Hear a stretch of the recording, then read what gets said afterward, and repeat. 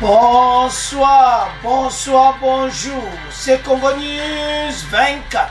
Bande Konanga, comme toujours avant de commencer notre émission, nous disons merci à Dieu. Nous disons merci à nos chers abonnés et téléspectateurs qui nous suivent partout dans le monde et en RDC. Bande Konanga, soyez les bienvenus. À la une, chers téléspectateurs, on va commencer cette émission Bandeko avec l'arrivée, il y a armée kenyane. Alors marche ici, la démonstration ici, et maintenant, bazo kota en avion, koya na Goma. Bandeko et ça sont. Donc situation toujours vivre pour le moment. Toye ba été arrivé na bango. Je crois bien solution d'ambo koso. Alors, tous à la connecter, peut-être développer mon émission là-dessus. Deuxième point, chers téléspectateurs. Message à chef de l'État à la nation. Bokoyoka ko touché ma poignonso, bande konanga za somo. Alors, tous à la connecter na pona, et puis, tokoloba si situation au front, FARDC va récupérer Est. Tous à la connecter, peut-être développer mon émission là-dessus. Bandeko, émission na bise bandi, comme d'habitude, yebisa baninga nyonso place aux alliés était erangwe koki. Autre sur l'ensemble, la situation politique dans notre pays. Bandeko, on va commencer cette émission directement dans la situation à l'est. Tokobanda avec l'arrivée, il y a l'armée kenyane autre yebisa kibino. Alors lelo tokoyoka message ya président ya Kenya, ndenge nini déploiement go salama. Ndenge nini masolongo ko salama. Alors tokoyoka président ya Kenya message na ye bandeko alobi penza. Alors ndebo mwana titre message ya président ya Kenya pour arriver ya armée. Bazalaki d'abord na camp oyo basalaka ba entraînement o basalaka ba nini na bango ba manœuvre. Alors ba manœuvre nyo ceci. Basali oyebi kaka tobe ngoni ti bazo se chauffer ndenge avant baya na EDC. Donc menez à confirmer to kotie la bino bokoyoka eti bazako ya na EDC. Mais selon information toujours que mercredi c'était hier to éviter parce que l'information oyo to yoka awa bali ko pesa joute. Mais pour la manœuvre militaire, balingi kolobati jour nini oyo bango bakozala awa. Donc soto comprendre, bango oyo kapé ba ko expliquer ngo que ça pour raison ya sécurité. Le président ya Kenya ebele tozali na hésitation. Ebele toyoka ki oyo wana. Mais le gouvernement yebaki azali na confiance que armée ekoya makamutu ekoleka nango très bien. Armée ekozala na terrain pe mosala ekosalama. Bandeko pays na biso tozo vivre ba situation moko mawa na makambo ebele ya côté armée. Bato bazalaki wana liboso plusieurs années. Armée ne komaki na ba problème a kosangana te. Alors, eza mawa parce que biso ba Congolais malgré ba armée kenyano bazakoya, toza na confiance ya FARDC zala bien. Mais bokoyoka na deuxième partie, situation au front, toza na ba voyant soldat. Ezaka kabato yo o batiaka liboso na baonde basala musala kitoko te. Alors, toto na dossier na biso. Situation à Kenya comment le kola na hésitation. Bakoya est-ce bakoya te. Parce que ba voisin ba omo ba yebi force ya bata Kenya. Ba yebe t'arriver na bango, eza mauvaise nouvelle pour na bango. Parce que bayokana qui très bien, c'est bien écrit dans le document que bazoya pona ba groupe armé nyonso à l'est eza ajouté.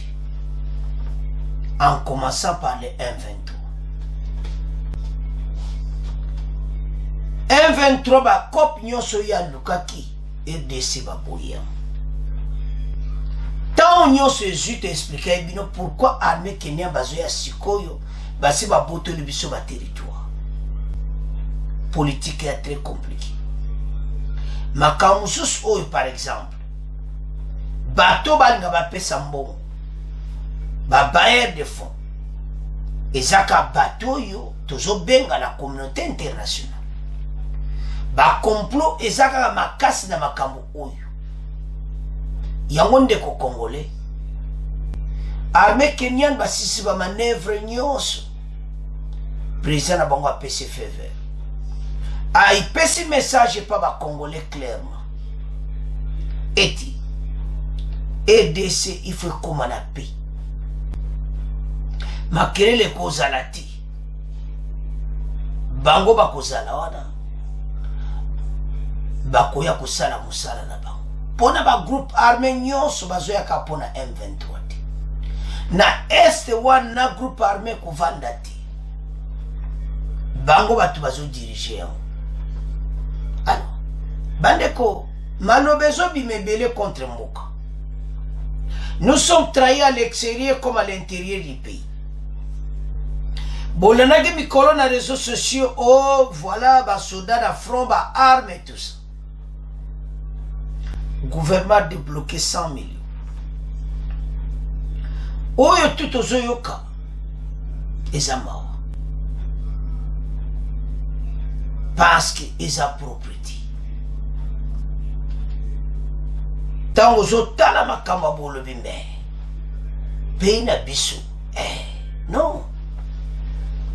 Bandeko, la RDC a une force. Mais ils ont autre trahison. Alors, bako travailler ensemble na armée kenyane. Pona ko benga na bato nyonso bazo dirager mboka na biso. Président Kenya pesi maloba mo kitoko pona mboka. Alobi ki bango bazoya kosala boulot ban kolinga jamais position au RDC bazala bon. Vraiment nzamba si motema ya président Ruto. Boye makambo ebimaki avant pona président oyo pona RDC. Mais en tout cas a eu décision pona ko sauver mboka. Alors totanga pays to continuer mission la mission parce que au balobaka l'heure est grave.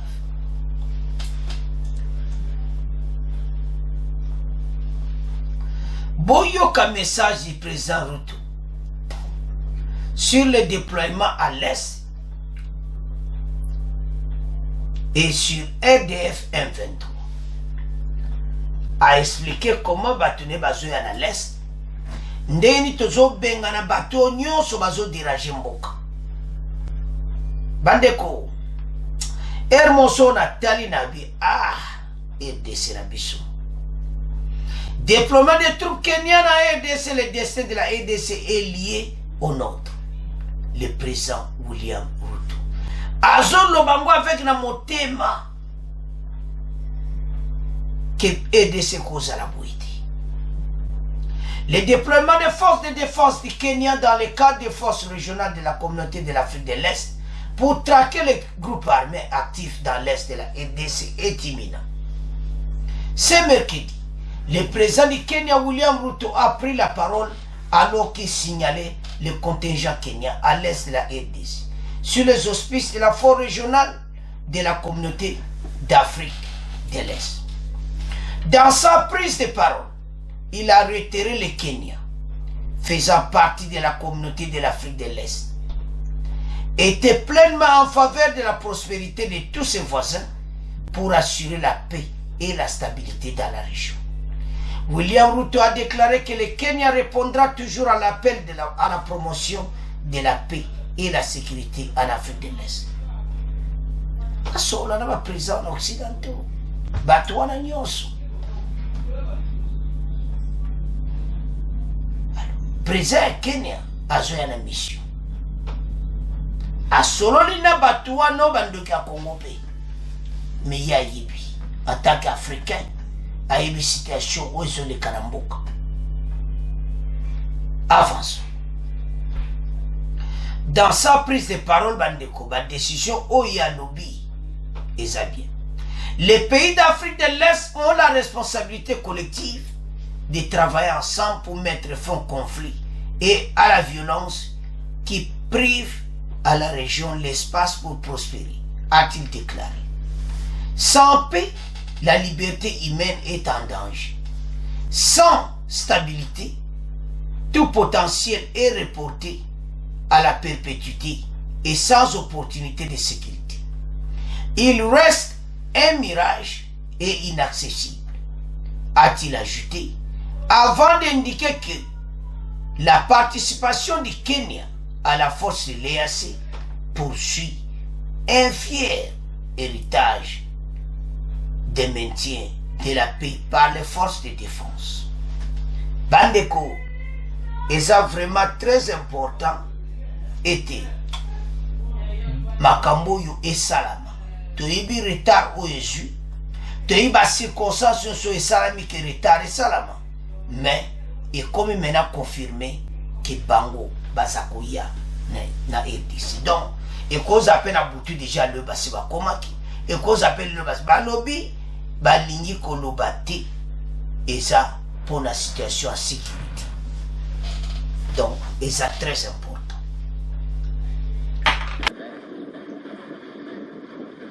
We are proud to flag off a national contingent whose readiness for mission is at its highest ever. Our national and regional community holds tremendous potential to unite hundreds of millions of people in quest for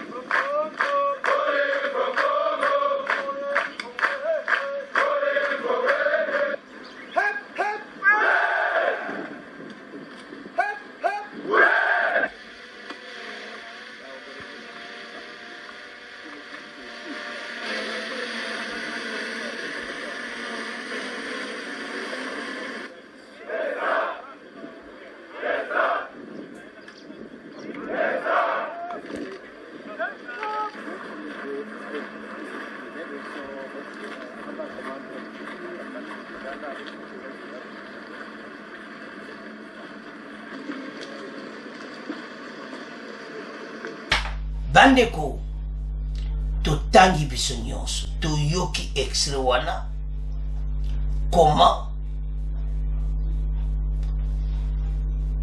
oyo ndenge confirmation ya président ya Kenya. Apesi message moko bien. Mais ndebola na extrait wana baki okuta na chef militaire ya Kenya. Aloba ko pesa te jour to koyana direction makamu nyonso pona sita eza sécurité. Donc il y a une stratégie. Bakonza mboka bayebi oyo ezoleka. Mais eloko tobetaka sete eza ete armée na biso ezala makasi ata bango bakozala awa.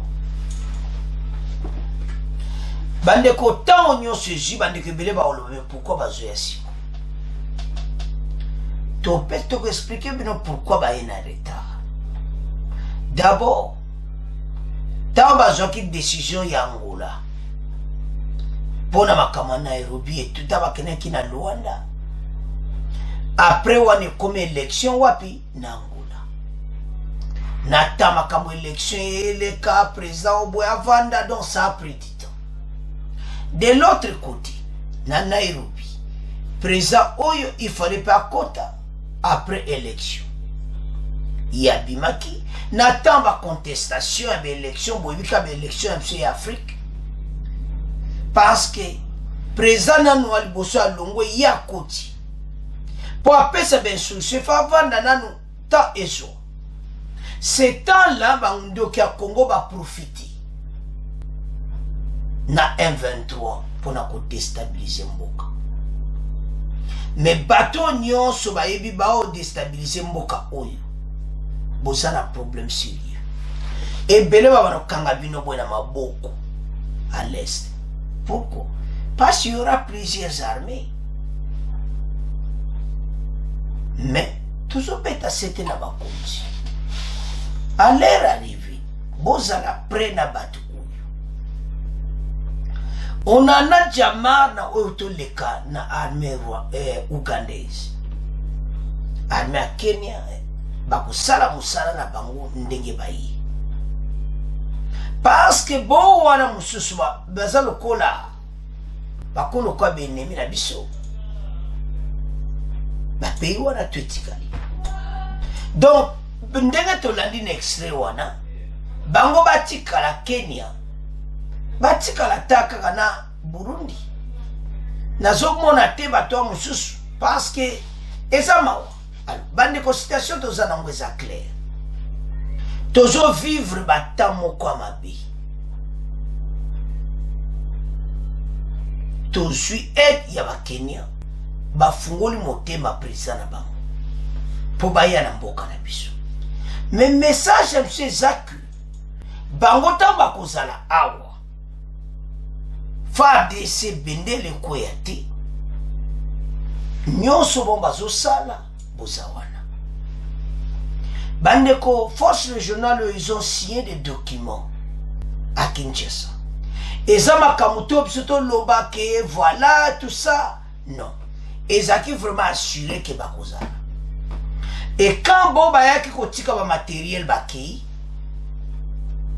ah voilà bango bakena bango bakoya le souté tout ça. Non. Bango na terrain. Zomona. Bando ka Congo ba plan na bango po de ba ye, bando ka Congo be ba préparer sur la ndé mususu. Bande ko za facilité situation est. Parce ba pays wana bazana be intérêt moko osakanate. Richesse là, monsieur, comment partager illégalement. Ça fait un peu mal. Pays la bissou, toujours souffrir. Il faut peuple là quand même à bénéficier na obomengo mboka. Mais banguna Congo ba telemi na ndenga mokiti. Kaka mikole le kaka armée kenyan oyo. Arrivé na bango. Boba eko tika ba matériel tamba ki oh. Dans la réseau social, monia. Basundoli bino bakena ba. Bande ko boke bana ba message, siko bo bana. Biso soza ko loba ah. Est-ce que bango baki? Tous ay pere d'hésitation. Ils a binoté, mais tout le va quand même makambu ya bien. Les problèmes avec la RDC, toujours béni mbokati. Biso moko. La vie et la mort c'est au bout de la langue. Mais biso de le makamba bien te pour mboka. Toujours bateau négativité, contaction en denga kosaganati. Et puis naïf à tel point qu'à son moment appelé le kamba bien à l'inkolobati. Ce n'est pas comme ça tout ton mboka oyo. Mon ba force kenyan de bazoya basa ensemble. Gouvernement na bango ba solo ne di présent so alongwe a comme opposant. Mais baba na ko causer. Bazo sola pour la preuve aneke présent ya kala. Ba tie na makambo ya ba décision na ba groupe armé ko ba groupe armé ba tika ba arme sérieusement et tout ça. Mais as ancien président bazo solo la président o akala o Kenya na yeruto bazo solo na bango. Pour l'intérêt mboka na bango, so li kamba bonne de pana biso bakosanga. Mais ce n'est pas le cas chez nous. Isamawa. Mais boye ba été. Pas sur biso to bunda. Bande kona es ba déplacer en masse.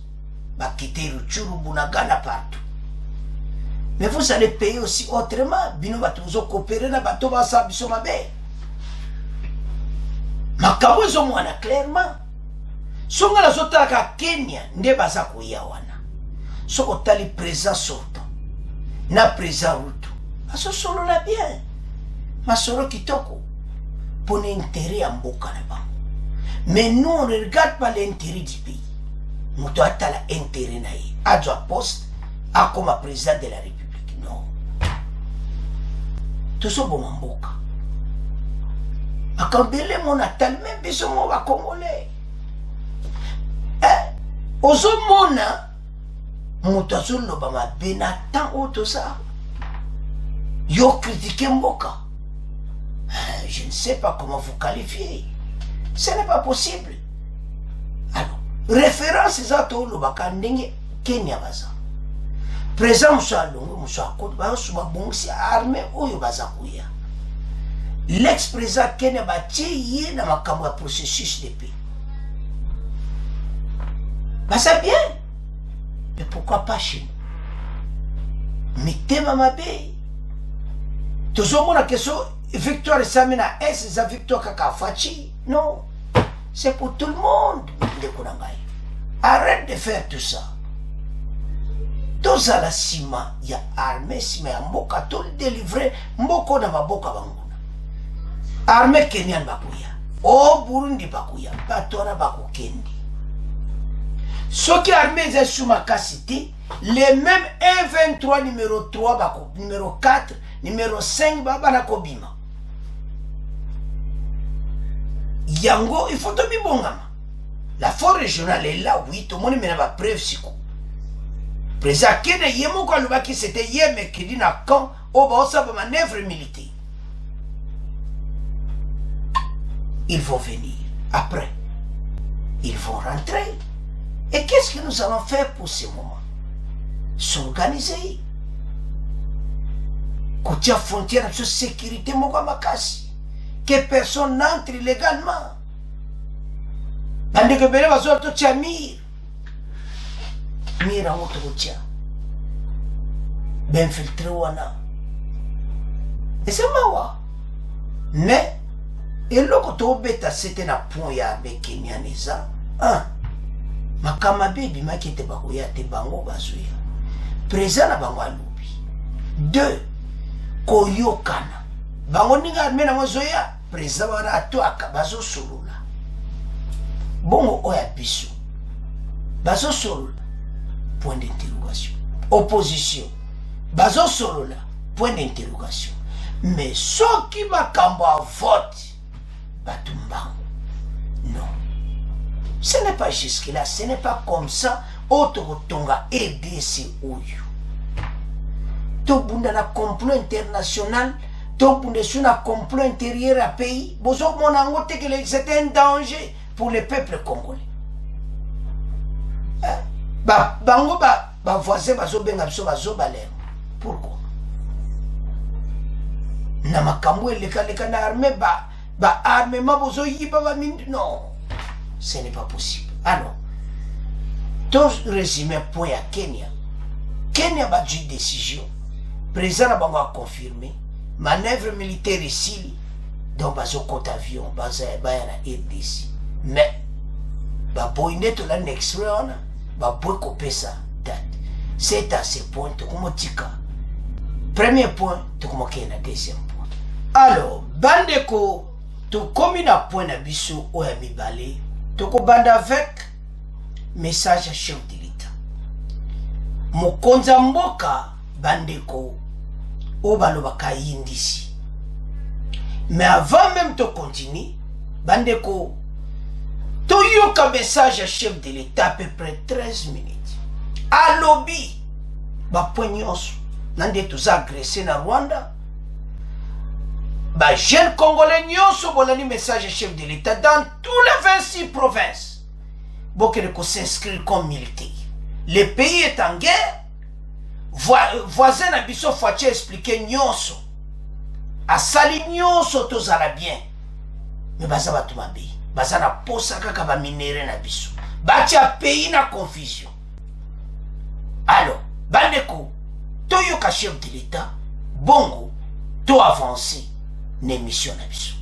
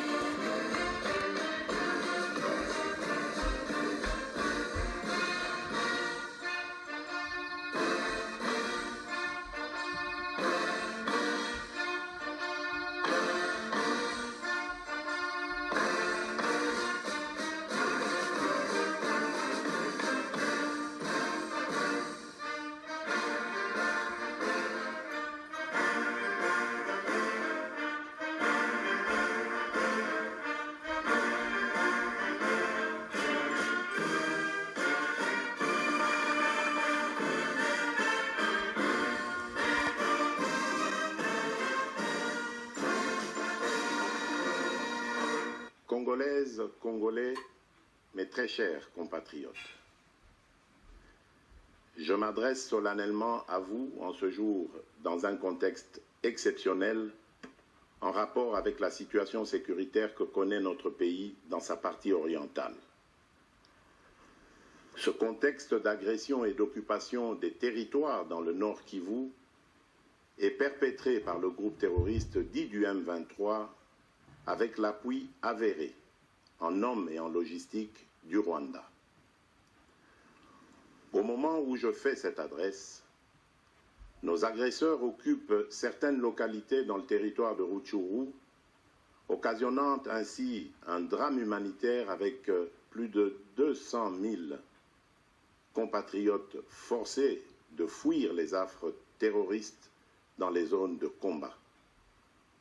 Ils se retrouvent en dehors de chez eux, sans logis, sans nourriture et sans soins. Des instructions précises ont été données au gouvernement pour leur rassemblement et leur prise en charge. Au-delà de ces efforts, j'en appelle à un élan général de solidarité pour alléger leur fardeau. Certes, cette situation n'est pas nouvelle. En effet, depuis plusieurs décennies, des groupes armés nationaux et étrangers écument l'est de notre pays en y commettant des atrocités innombrables sur fond d'exploitation illégale de nos ressources naturelles. C'est ainsi qu'à l'occasion de mon avènement, j'avais été amené à prendre l'engagement devant la nation de rétablir au cours de mon mandat la paix et la sécurité là où elles sont compromises et de les consolider là où elles existent. Sitôt dit, sitôt fait, j'ai sans délai et de bonne foi commencé à développer, notamment avec tous nos 9 pays voisins, une diplomatie de proximité en vue d'établir avec eux des relations de coopération franches, transparentes et de caractère gagnant-gagnant. Avec l'Ouganda, par exemple, nous sommes allés jusqu'à décider de mutualiser nos forces armées afin de combattre ensemble la nébuleuse des ADF, une milice d'origine ougandaise qui cependant n'opère que dans le Nord Kivu. Et aussi, nous avons lancé 2 projets de construction de routes transnationales. Avec le Rwanda, un mémorandum d'entente a été signé dans le commerce de l'or avec une entreprise nationale.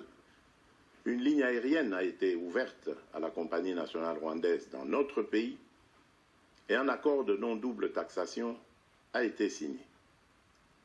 Malgré cela, ce pays va nous surprendre en réactivant les terroristes du M23. Alors qu'il avait été défait par les armes en 2013, le M23 va refaire surface en prenant notre armée à court, notamment à Bunagana, cité qu'il occupe depuis le 13 juin 2022. En effet, sous la fallacieuse accusation de soutien des FRDC au FDLR, le Rwanda a en réalité des velléités expansionnistes, avec comme intérêt principal l'appropriation de nos minerais, et pour ce faire, il s'active à déstabiliser l'Est du Congo pour créer une zone de non-droit en vue d'assouvir ses appétits criminels. Pour faire face à cette situation, 2 options s'offraient à nous, la diplomatie ou la guerre. J'ai résolu de privilégier la première option, quitte à en venir à la seconde, faute de résultats. L'option diplomatique a donc été mise en œuvre. C'est ici l'occasion pour nous de rappeler que notre attachement à la recherche de la paix par des voies pacifiques n'est aucunement un signe de faiblesse, moins encore un aveu d'une incapacité de notre pays à s'inscrire dans une logique de guerre totale contre tous ceux qui continuent à abuser de notre patience, mais plutôt une expression de notre culture de paix et de notre identité légendaire de peuple hospitalier. C'est ainsi que dès le 20 juin 2022, j'ai pris part aux travaux du 3e conclave des chefs d'État membres de la communauté d'Afrique de l'Est à Nairobi, au Kenya, qui avait comme agenda l'examen de la situation sécuritaire dans l'Est de notre pays. À l'issue de ce forum, les dirigeants des pays membres de la communauté d'Afrique de l'Est sont tombés d'accord sur le déploiement d'une force régionale pour imposer la paix dans l'Est de la République démocratique du Congo. Le sommet a appelé à une cessation immédiate de toutes les hostilités à l'Est de notre pays et a demandé à tous les groupes armés, tant étrangers que locaux, à déposer les armes immédiatement et sans condition et à s'engager dans le processus politique. Le 6 juillet 2022, j'ai accepté de rencontrer à nouveau le président du Rwanda, cette fois à Luanda, sous l'égide du président Joao Lourenço, sous couvert de la conférence internationale des régions des Grands Lacs africains, la CIRGL. Il en est sorti une feuille de route qui stipule entre autres objectifs normaliser les relations politiques et diplomatiques entre la République démocratique du Congo et le Rwanda. Et pour y parvenir, la première action retenue, arrêt des hostilités et retrait du M23 des positions occupées conformément au communiqué final de Nairobi.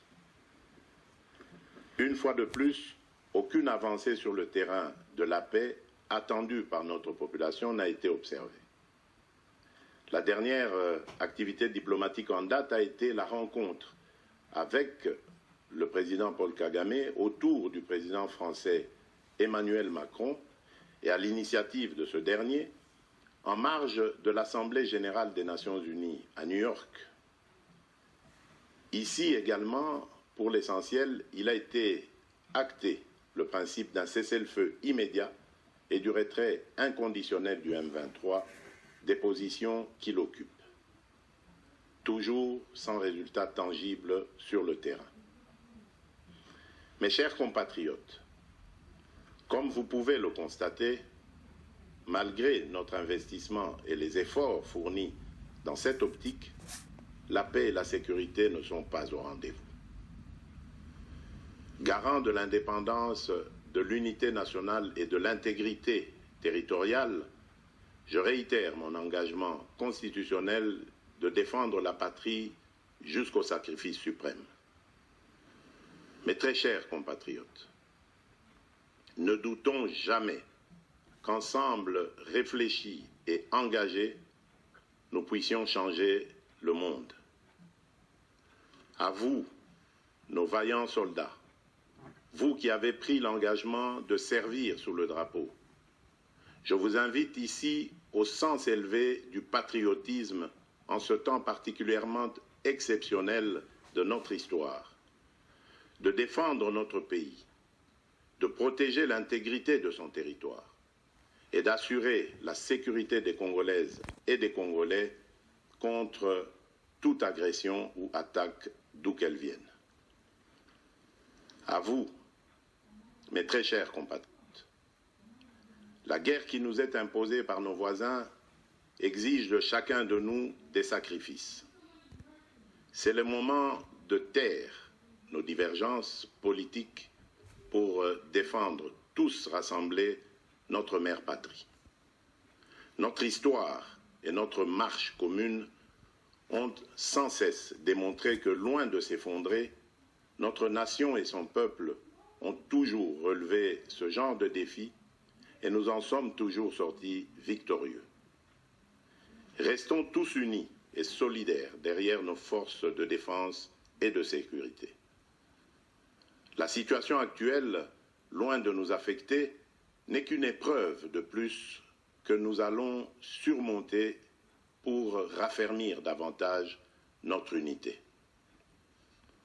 Au-delà de tout clivage politique, idéologique, religieux et tribal, la défense de la mère patrie est le seul objectif qui doit nous unir en ce moment. Le pays nous appelle. La nation a besoin de l'engagement de toutes ses filles et de tous ses fils. Je vous appelle à ne pas céder aux propos xénophobes et autres discours de haine ou de stigmatisation des communautés rwandophones, dont l'asservisseur se sert pour faire du chantage et de la manipulation. Tout acte allant dans ce sens sera sévèrement puni. En réponse à la forte demande de la jeunesse, j'invite celle-ci à s'organiser en groupe de vigilance en vue d'appuyer et d'accompagner et de soutenir nos forces armées, nos forces de défense dans l'accomplissement de leur noble mission. C'est ici l'occasion de mettre en garde tous les traîtres civils ou militaires et autres brebis galeuses qui servent les intérêts de l'ennemi.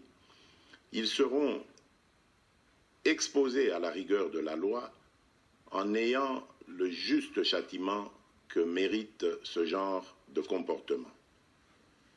En outre, tout en renouvelant mon appel lancé à nos jeunes qui en ont la vocation de s'enrôler massivement dans nos forces armées. Je réitère l'instruction faite au chef d'état-major général d'accélérer à cet effet la mise en place de centres de recrutement à travers les 26 provinces que compte notre pays. Chers compatriotes, nous devons ensemble avoir conscience que nul autre que nous-mêmes ne viendra sauver notre nation et que cela exige de chacun de nous une mobilisation tous azimuts. Que Dieu bénisse la République démocratique du Congo. Je vous remercie.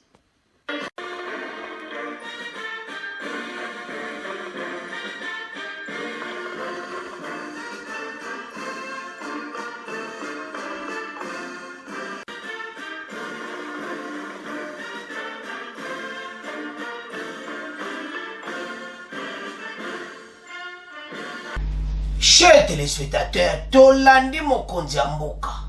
Voilà. A touché ba pognon sur toza na posanango. Mosu ba tuna na ba contrat na Rwanda. Et lobami.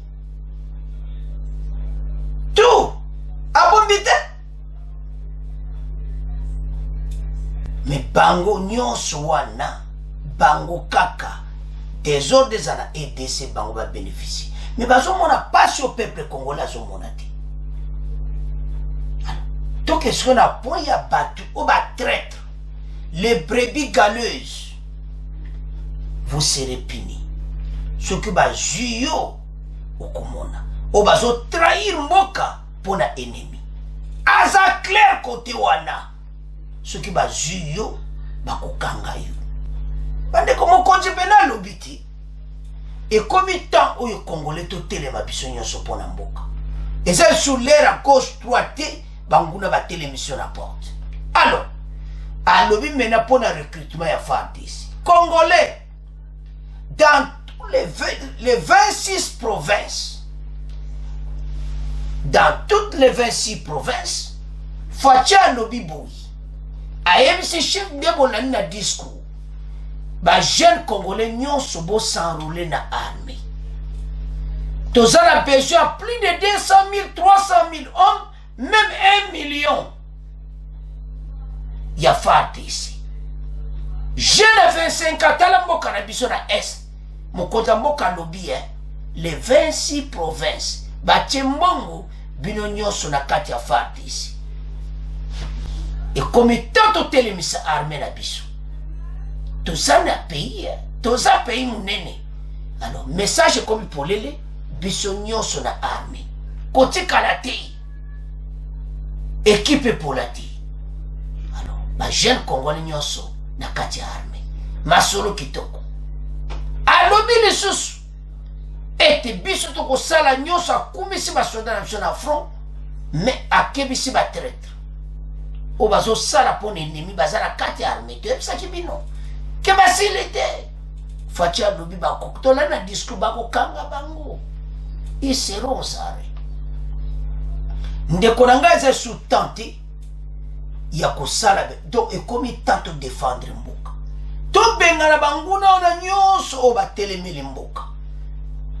Fachi merci mpona message kitoko atouche bapoint nyonso oyo tozalaki nango alobi na bapoliticien eza tante ya divergence tozala mpo tolonga etumba oyo bakongolais place ozali yebisa bajeune congolais nyonso na kwa ya ADC bandeko topartage na kata totoyinisaka fezo tuteur kaka recrutement nga na bapo nyonso naokangamaka na point moko naobeta CTK na point moko bajeune congolais nyonso de 18 ans à 25 ans rejoindre l'armée. Le pays est menacé. Tika bakaboko saki kuluna tika jwa kene ko comme ça comme on a armée. Et comme temps, bah lui les 26 provinces les FARDC se recrutent. Message à chef de l'État. Alors, bande ko comme temps masolo kitoko. Mokonza mboka touché ba poignonso. La guerre ou bien masolo. Lokola bango balingaka minduki tozobunda na bango. Guerre yango ne bandi. Tango asengi recrutement ba jeune congolais, ba sarole na armée. Armée moko très fort sous le président Tshisekedi. Ba congolais message yokani eza clair totika koyoka oyo wana. Mokonza mboka touché ba point tout. Otozaki na posa nango. Ba Rwandais oyo ba salibiso. Mais bango de bakozala na problème parce que makambo ekosila. Bango po ba vivre économie na mwesala kapona ADC.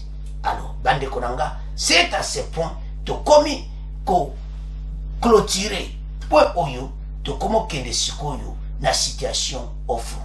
La situation à Rutshuru est toujours tendue. Problème est que situation humanitaire est comme pena mongu.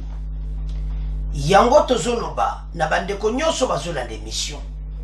Ete armée na biso n'ont pas croisé les mains.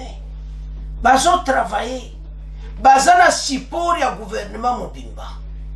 Et puis batu nyonso baza sima na bango. Bazana support. Boyebi kaka armée na biso très bien. Bobika ba station na biso très bien. Mais bende le koyati. Parce que mboka oyo eza ya biso. Makambo tezole kara est. Tozala victoire na mission oyo.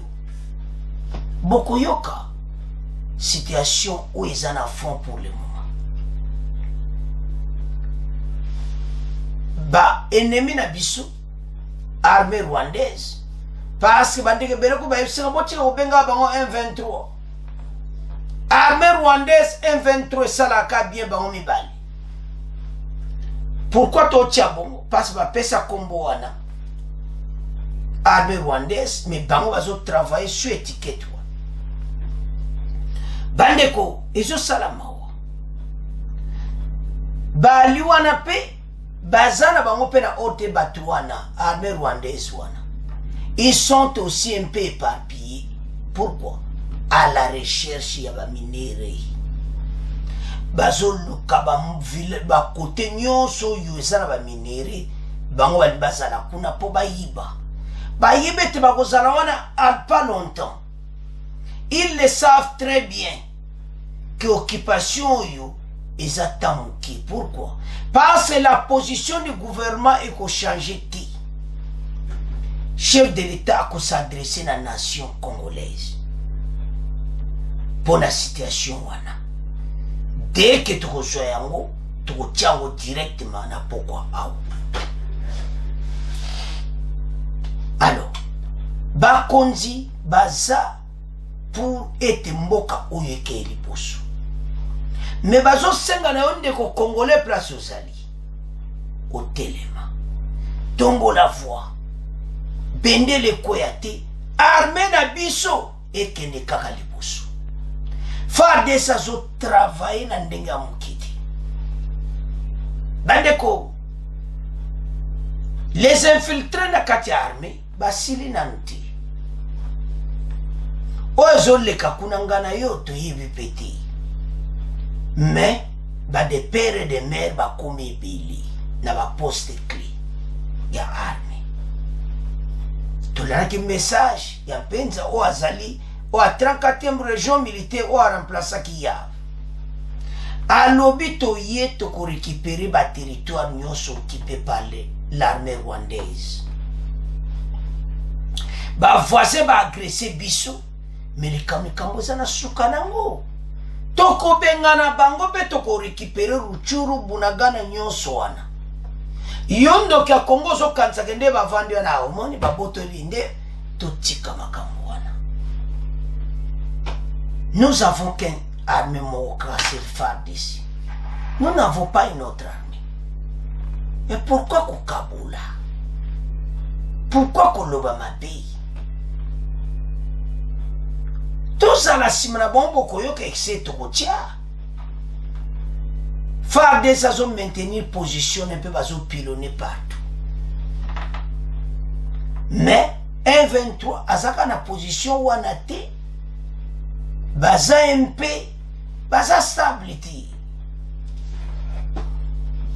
Et surtout que bayo ki armée Kenya baza kuya parce que bango balobaki na ba discours na bango. O ba nente ba Congolo ba na ba tutelle na bango. Les M23 balobaki que armée Kenya ba kuya te tout ça. Bango te. Toche kola na ba message à Batouana. Il finira par être complètement dit. Nyonso. Pour récupérer le territoire, tous les espaces conquis, parce que ce sont des rebelles. Bondi mate batouan batiko zaba congolais te. Balobi bien nanaka extrêmement balobi ce sont la majorité, ce sont des Rwandais tout. Na kati ya M23. S'il y a 2 ou 3 Congolais, bakotala pe bango malamu. Balaksa peso baza kote wapi. Mais eloto loba bazo bosali kamoko. Kaka même communauté internationale bon bazo kanisa soit disant baza simana bango. Bango ke baza bomoko ti. Ba communauté internationale baza complot na makamna bango ba yebi. Ya ba richesse na biso. Mais un jour bako sundola bino ba kalbino ka M23 boke makala. Et Bokeh et CPI, je m'excuse. Batini bino na CPI. Oh, bazon dendawane loko mokoti. Il y en a qui ont même déserté l'armée, bazakuna na M23. Mais ce ne sont pas des Congolais. Bah, il est très bien positionné là-bas. On a qu'à FARDC pour le moment. Bah, nous avons sous tente européenne, ça m'a dit tant, biche photo sur les devant. Oh, bah, l'heure est grave. Alors, totanga, toyeba nini ezoleka au front, bon, to continue mission la biso.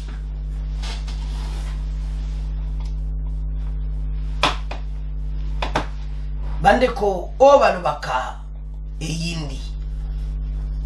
Parce que batoyo, non. Son azotala le M23 dans Mawa. Alors, situation exacte. Tobanda côté droite. Depuis 6 jours, un accalmie précaire s'observe sur toute l'étendue de la zone occupée par les rebelles. Du M23, dans la chefferie de Boucha. Selon les sources des radios capées dans la zone, quelques tirs ont été entendus néanmoins. C'est entendu ce jeudi, 3 novembre, aux alentours de la cité de Kiwanja. Boibi cité on a Kiwanja. Oyo avant bakota Ruchuru babotraki. Guerre résout les kakuna na FARDC. Totiki bangoti. Ba Congolais so bozo katotiki bototiki bangote guerre za. Alors c'est 3 novembre de tout et yokaraki ba yokaki c'est beaucoup de détonations et salamaki des tirs et ba yokaki ango. Aux alentours de la cité de Kiwanja, à 75 km de Goma. Les rebelles maintiennent leur position le long de la route entre Mabenga, 20 km au nord de Kiwanja, jusqu'à Rukari, au sud Kivu, Bandeko, au sud du territoire de Rutshuru, soit environ 40 km au nord de la ville de Goma attestent les sources locales. Balobi que bango lokola na kota Kiwanja aux alentours baza sur la route entre Mabenga à 20 km de Kiwanja sur la nationale, donc à 40 km de la ville de Goma. Kiwanja est à 75 km, bango sou baza na katikati wana. Toutefois, précise d'autres sources, les rebelles ne sont pas déployés dans tous les groupements de Binza. Bazana ba groupement mususu wanati. Batiki yango vidi. Yango keso to tunati. Mission na bango eza nini? Bayebi ke nde bazoya wana bakogaye, bayebi ke suka baokanga bisaka. Siko yoka nde balobi awo.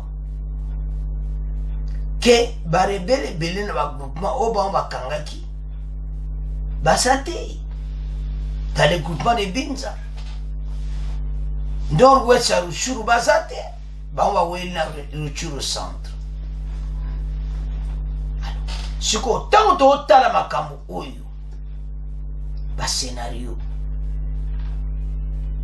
ba complot moko amoi makasi yokata za problème na ba complot na yo. To éviter ça zokena wapi parce que simbati bende le koya te ba congolais to telema ba konzi bazo sala nyonso pona makambo nyonso zoleka na est et puis toko gagner bandeko o balo bakalere grave toko gagner. Donc makambo oyo ya est toyebe te tongsi ba congolais et sali ba congolais pasi bande ko bende le koyati to sala wana pona mboka avec l'unité ya mboka to convaincre. Alors sozo tala makambo bandeko ezamawa le tundu la auto solana sous-secrétaire ya USA basololi pona nyonso ezoleka leste pona makambo oyo complot ezosalama bandeko makambo ekosila o nyonso tozoyoka tokokoma na mpongo mpenda oyokaka masolo evandi torekipere mboka. C'est trop. Et ça air que va congolais nyonso tout élément pour l'intérêt de la nation. Bande konapso ba vivre na ba camp batiki banda kuna bango. Na ba camp o monusco atat bonsi. Alors ministre de défense obozo mona wana akenda kiti na camp na bango kosola na bango. Luttons ensemble. C'est encore possible de sauver le Congo. Bato wana nyonso toko benga na bango barebel wana bako kiti o nyonso bazo sala wana toko zala wana toko benga na bango ya to esa ba congolais ke mboka position eza ezo senga unity. Alors to yoka extrait oyo bongo to continuer mission na biso. Insécurité dans l'Est de la République démocratique du Congo. Le ministre de la Défense s'est expliqué hier mercredi devant les commissions défense et sécurité du Sénat et de l'Assemblée nationale. L'audition de Gilbert Kabanda visait à faire un état des lieux de la situation qui prévaut au front dans les territoires de Rutshuru notamment, où les forces loyalistes luttent contre la coalition armée rwandaise M23. La représentation nationale a posé toutes les questions sur notamment les difficultés des FARDC et le mécanisme de mobilisation de la population pour faire face à la guerre. Michel Kifindangoy.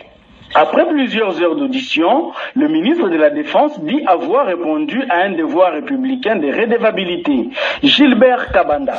Cette séance que je viens d'avoir avec les deux commissions de défense et sécurité tombe juste au moment où nous avons une situation à l'Est. Le gouvernement fera tout pour que nous puissions récupérer rapidement les espaces conquis par l'ennemi. Je le dis bien, il fera tout pour que nous puissions les récupérer rapidement avec grand R. De son côté, le président de la Commission de défense et sécurité de l'Assemblée nationale rassure que le Parlement restera impliqué dans la lutte contre l'insécurité. Bertin Moubonzi. La population de l'Est, ça fait très longtemps qu'elle souffre. Et je pense que le gouvernement doit comprendre que nous sommes vraiment là pour suivre. Et au moment opportun, il y aura des recommandations qui iront dans le sens de permettre à notre armée, non seulement de gagner cette guerre, mais de nous garantir une paix et une sécurité pendant longtemps.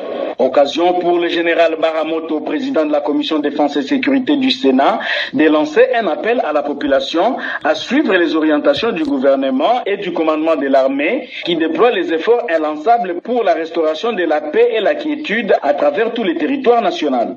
Pendant ces temps sur le terrain Nord Kivu, un calme précaire règne sur toute l'étendue de la zone occupée depuis 6 jours maintenant par les rebelles du M23 dans la chefferie de Bouicha, c'est dans le territoire de Rutshuru. Selon nos sources dans la zone, quelques tirs ont été entendus ce jeudi dans la matinée autour de la cité de Kiwanja, mais nos contacts ont moins de précisions sur la raison. Ces sources notent cependant plusieurs incertitudes au sujet de la stabilité dans la zone. Le point avec Kelly Yoka. En ce 6e jour d'occupation par les rebelles du M23 du chef-lieu et des agglomérations importantes du territoire de Rutshuru, la situation reste incertaine. Les pesanteurs sont encore nombreuses, indiquent nos témoins sur place. Les rebelles maintiennent leur position le long de la nationale numéro 2 entre Mabenga, 20 km au nord de Kiwanja, jusqu'à Rugari, au sud du territoire de Rutshuru, soit à environ 40 km au nord de la ville de Goma. Toutefois, précisent d'autres sources, les rebelles ne se sont pas encore déployés dans tout le groupement de Binza, nord-ouest de Rutshuru, où leur position avancée serait toujours entre Kwenda et Kiseguru sur l'axe Nyamilima-Ishasha. Même chose dans le groupement de Boussanza, ils contrôlent jusqu'à Kitagoma. Ces sources estiment que la résistance des groupes armés locaux dans cette zone bloquerait leur progression, notamment vers Nyamalima-Ishasha. Les habitants vivant dans cette zone occupée par les rebelles déplorent d'autre part cette accalmie qui, selon eux, donne plus de temps aux rebelles à s'organiser, se renforcer et même imposer leur administration parallèle dans le territoire de Rutshuru. Bandeko tolandi extrait wana toyoki biso nyonso. La situation à l'est ndenge tolandi wana ke ba coup de feu yokanaki na Kiwanja. Cela veut dire bitumba ezo continuer. Mais dans cet après-midi, il y a la calme. Semaine où mobima bitumba ezate toyoki yango pene ya makaste avant baya na Rutshuru.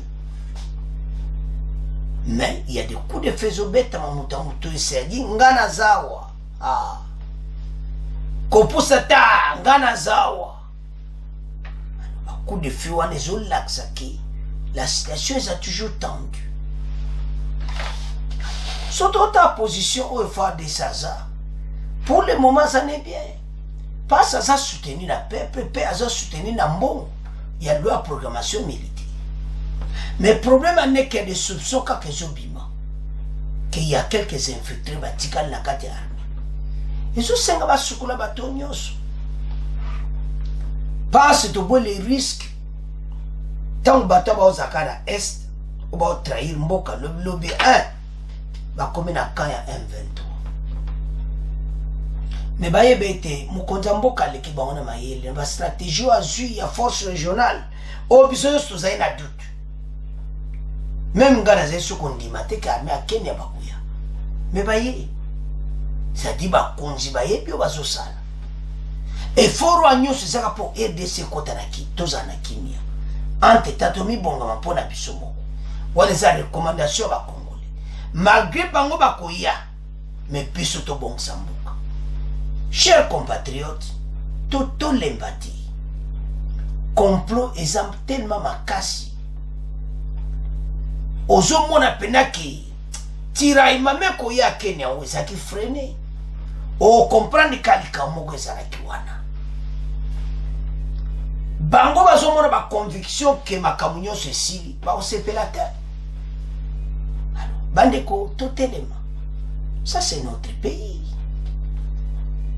Guerre yutoke nango chito ko gagner yango. Banguna o nyonso batelemeli mboka bakozwa défaite to aliawa.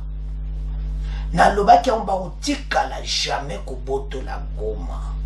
Bakoyati. Ta ba continuer sur ba Goma. ministre de défense na Goma. À 34e région militaire, le commandant à la Goma. Bateau qui ne connaît pas à Siko. Donc, on se demande que détermination est allée. Il y a une faveur et tu as gagné un match. Nande mo pe bientôt 26 mboka. Bande ko balobi soko mon makambo kumo ya makasi lero ande osila. Bande ko ranga to landi nyonso. To yoki président de la République. To yoki ozole kana front pour le moment phare de ça zo continuer ko sala. C'est à ce point to como clôturer mission na biso. Bon continuer ko s'abonner massivement. Bon partager. Bendele koyate les 26 provinces. Recrutement à FARDC. Somme, même 1 million. Au revoir. À la